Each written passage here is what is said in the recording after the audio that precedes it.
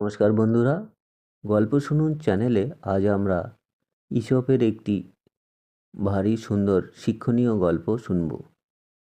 গল্প শুনে ভালো লাগলে অবশ্যই সঙ্গে থেকে চ্যানেলটিকে সাবস্ক্রাইব করবেন।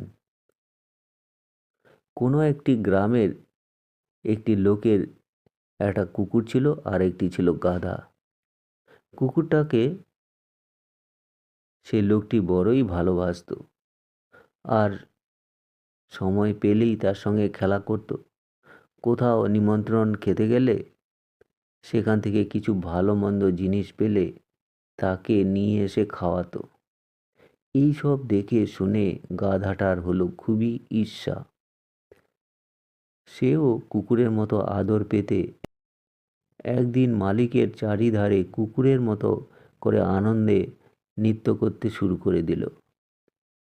এই রকম করতে যাওয়ায় মালিকের গায়ে হঠাৎ তার পা লেগে গেল।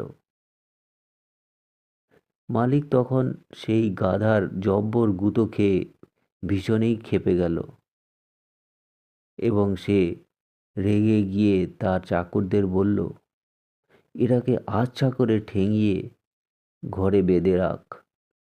তখন তার চাকরেরা গাধাটিকে সারা জীবনের মতো ঘরে বন্দি করে রাখল। এই গল্পের নীতিকথা হচ্ছে, বিধাতা সবাইকে এক কাজ করার ক্ষমতা দেয়নি, তাই যার যেটা কাজ তাকে সেটা করাই মানায়। অন্যের কাজের অনুকরণ করতে গিয়ে নিজের বিপদ ডেকে আনা, এই আর কি।